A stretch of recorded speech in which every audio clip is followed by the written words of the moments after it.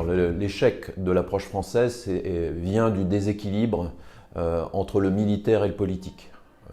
La partie militaire portée par Barkhane a en grande partie réussi ses objectifs de maintenir le terrorisme à un certain niveau. Les terroristes n'ont pas été capables de reconquérir des villes au Mali. En revanche, l'approche politique française a été très critiquable. Je l'illustrerai par plusieurs exemples. Le premier, c'est que les autorités françaises dressent des lignes rouges aux autorités maliennes sur la négociation avec les djihadistes. On peut comprendre que les Français avaient leur propre approche, mais ils n'avaient pas à le faire publiquement, ce qui était une atteinte à la souveraineté du Mali et ce qui venait alimenter un nationalisme malien anti-français qui était déjà très présent.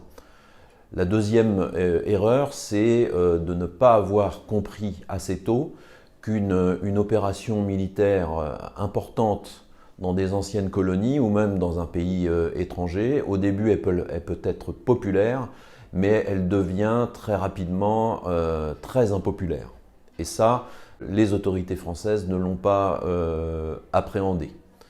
Enfin, les autorités françaises n'ont pas non plus capitalisé sur les réussites militaires de Barkhane, très curieusement.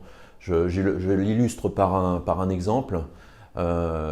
Lorsque AQMI, c'est-à-dire Al-Qaïda au Maghreb islamique, décrète que attaquer la France n'est plus un objectif militaire.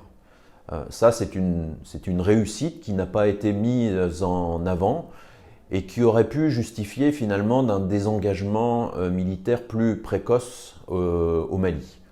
Donc pour toutes ces raisons, l'approche politique a été en réalité assez défaillante. Il y a un vrai manque de finesse dans l'analyse de la situation.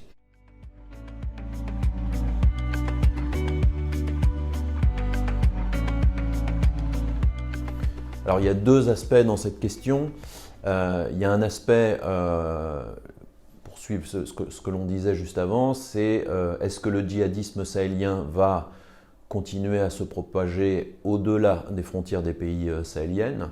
Et il y a un deuxième aspect, c'est est-ce qu'on ne va pas vers des crises politiques très importantes dans d'autres pays que les pays sahéliens.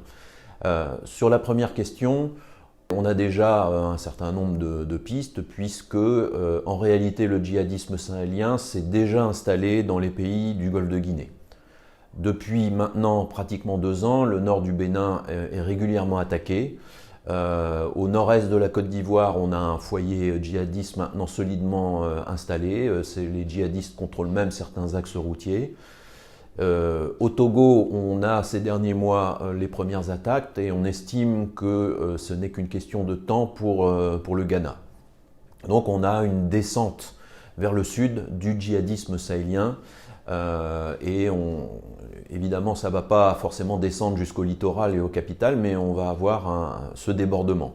Peut-être aussi au Sénégal demain, puisqu'on a des cellules djihadistes, pour l'instant dormantes, à l'extrémité ouest du Mali, qui pourraient demain rentrer en action à l'ouest du Mali et à l'est du Sénégal.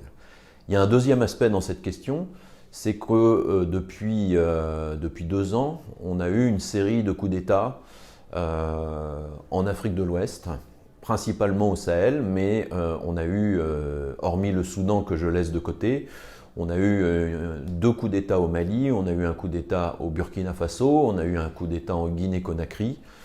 Et donc on est dans une phase de fragilisation des autorités politiques en Afrique de l'Ouest. Parce qu'on a des impacts économiques importants qui attisent la colère des populations. Et on est dans une phase un peu délicate politiquement en Afrique de l'Ouest.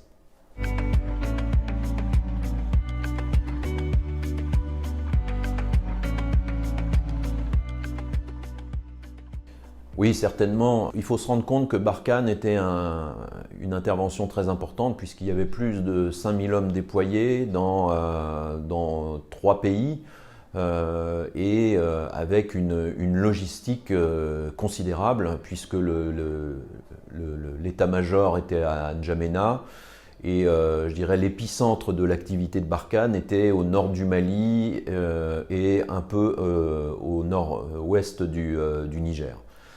Donc c'est une intervention très importante, une des plus importantes que la France ait menée en Afrique subsaharienne depuis les indépendances. Actuellement, au moment où on enregistre cette vidéo, c'est-à-dire en juillet 2022, les autorités françaises sont en train d'étudier une nouvelle posture militaire en Afrique subsaharienne. Quel type d'intervention, à quelle demande il faut répondre. Nous aurons certainement les réponses à l'automne. Mais très certainement, ce type d'intervention très très lourde et qui expose la France politiquement très très fortement sera certainement la dernière du genre.